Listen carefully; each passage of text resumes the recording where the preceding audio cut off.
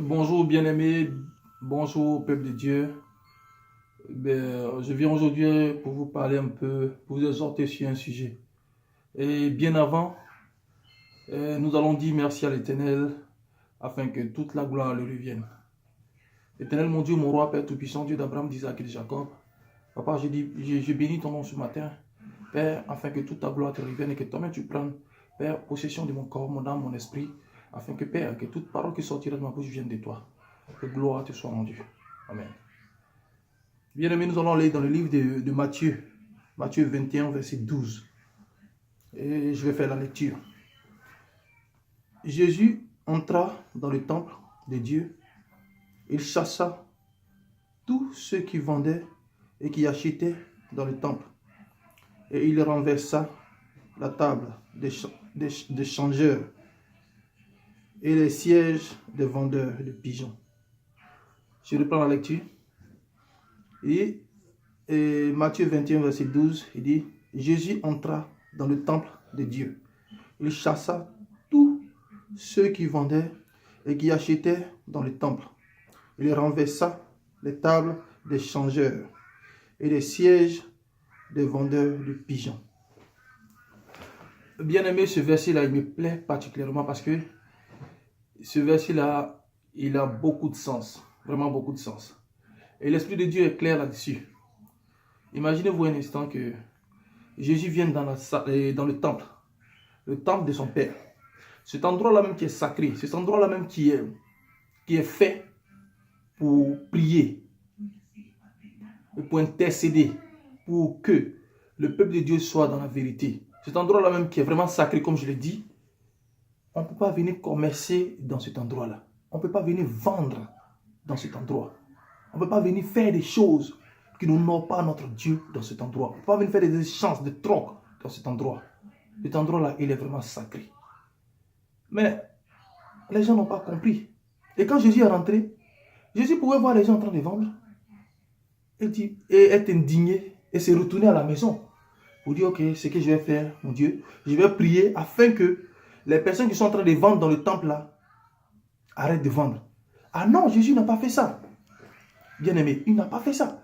Il s'est mis en colère et il a renversé tout ce que les gens étaient en train de vendre, chassé ceux qui étaient en train de vendre, cassé les tables. Et c'est ce que la Bible nous dit. Alors, ça peut te dire que souvent dans ta situation, souvent dans ta vie, il y a des personnes qui interviennent négativement et qui viennent dans ta vie, soit pour te pourrir la vie, ou pour te tirer vers le bas, ou pour te faire commettre des péchés, ou pour t'enlever sur la voie, sur la bonne voie et te conduire dans le péché. Ces gens-là, très souvent, il faut agir comme Jésus a agi. Il faut les chasser de ta vie. Oui, il faut les mettre de côté dans ta vie. Ça ne veut pas dire que tu es contre eux. Ça ne veut pas dire que tu leur en veux. Ça ne veut pas dire que tu ne peux pas prier pour eux. Mais enlève-les de ta vie, de peur qu'ils t'entraînent dans le péché. Et c'est ainsi que la Bible nous dit que si ton œil droit t'empêche de faire l'œuvre de Dieu, il faut le retirer de toi. Ça veut dire long, ça veut dire beaucoup de choses. Et donc c'est pareil. C'est dans notre vie quotidienne, c'est comme ça. S'il y a des personnes dans votre vie qui vous empêchent de servir votre Dieu ou de poser des actes, je vais vous dire quelque chose. Hein.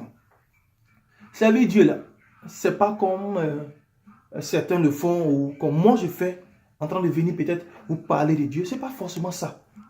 Servir Dieu, c'est de faire du bien autour de toi. Tu peux même faire du bien autour de toi sans qu'on t'ait parlé de Jésus. Et tu es sauvé.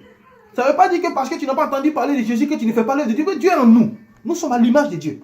Et c'est ce qu'on doit comprendre. Le diable nous fait croire que Dieu est dans un endroit un peu caché, un peu retiré de nous. Non.